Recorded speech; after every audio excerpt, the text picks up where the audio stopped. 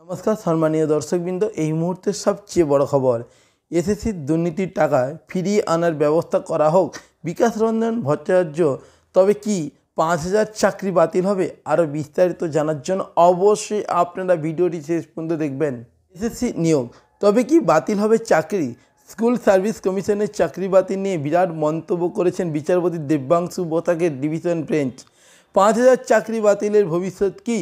Supreme কোর্টের পথে হেঁটে শুনানি শেষ রায়দান স্থগিত রেখেছে বিশেষ বেঞ্চ। গত ৫ই ডিসেম্বর থেকে শুরু হয় মূল পর্বের শুনানি। প্রায় ৩.৫ মাসে চলল এই নিয়োগ দুর্নীতির মামলার শুনানি। এসএসসির নিয়োগ দুর্নীতি নিয়ে শেষ কয়েক সপ্তাহ কার্যত প্রতিদিনই শুনানি চলছে। এদিন বিচারপতি দেবাংশু বসাকের পর্যবেক্ষণ, এই নিয়োগ প্রক্রিয়া থেকে ভালো কিছু খুঁজে পাওয়া কঠিন। অতিরিক্ত নিয়োগ সরাসরি বাতিল হওয়া উচিত। আইনজীবী বিকাশ রঞ্জন ভট্টাচার্যের সওয়াল, এটা পরিকল্পিত অপরাধ।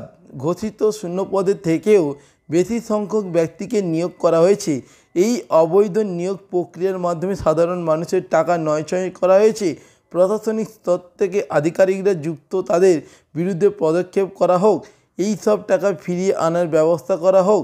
এই মামলার প্রেক্ষিতে আদালত যদি দৃষ্টান্তমূলক পদক্ষেপ না নেয় তাহলে এই অপরাধ প্রবণতা কমবে না। অপরাধীরা এই ধরনের অপরাধ করতেই থাকবে। এই আদালত তো ওএমআর দেখার সুযোগ দিয়েছেন। কজন এসে বলছেন যে ওএমআর আমার নয়? এরপরেই বিচারপতি বসাক জানান, বিধিবদ্ধ সংস্থার আধিকারিকদের জন্য ফৌজদারি মামলা তো আছেই। তখনই সওয়াল করেন বিতর্কিত চাকরি প্রাপকদের আইনজীবী প্রমিত রায়। তিনি বলেন, এসএসসি এবং সিবিআই কেউ বিশ্বাসযোগ্য নয়। আদালতের নিজের সশস্ত্র সিদ্ধান্তের উপর বিশ্বাস রাখুক।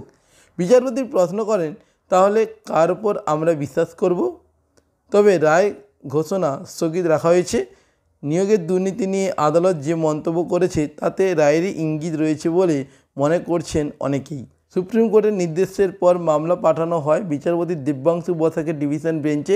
তদন্ত শেষ করতে হেডলাইন বেঁধে দেয় সুপ্রিম কোর্ট। বলা হয়, 2 মাসের মধ্যে শেষ করতে হবে তদন্ত প্রক্রিয়া, 6 মাসের মধ্যে শেষ করতে হবে বিচার প্রক্রিয়া। শীর্ষ আদালতের নির্ধারিত সময়সীমার মধ্যেই বুধবার শেষ হলো নিয়োগ মামলার শুনানি। রায় দ্রুতই দেওয়া হবে, অর্থাৎ মামলা কিন্তু শেষ হয়ে গেছে এবং রায় কিন্তু খুব শীঘ্রই পাবলিশড হবে বা রায় ঘোষণা হবে। এছাড়া আপনাদেরকে জানিয়ে রাখছি, খুব শীঘ্রই কিন্তু অনেক চাকরি প্রার্থীদের চাকরি বাতিল হবে এবং যারা অবৈধভাবে ঢুকেছে তাদের চাকরির টাকা ফেরত পায় কিনা সেটাই দেখার বিষয়, বা সরকার তাদের টাকাটা ফেরত দেয় কিনা সেটা সমস্ত চাকরি প্রার্থী এবং সমস্ত জনগণের কিন্তু দেখার বিষয়। তো বন্ধুরা, আজকের ভিডিও এই পর্যন্ত। পরবর্তী ভিডিওতে আবার দেখা হচ্ছে। ধন্যবাদ।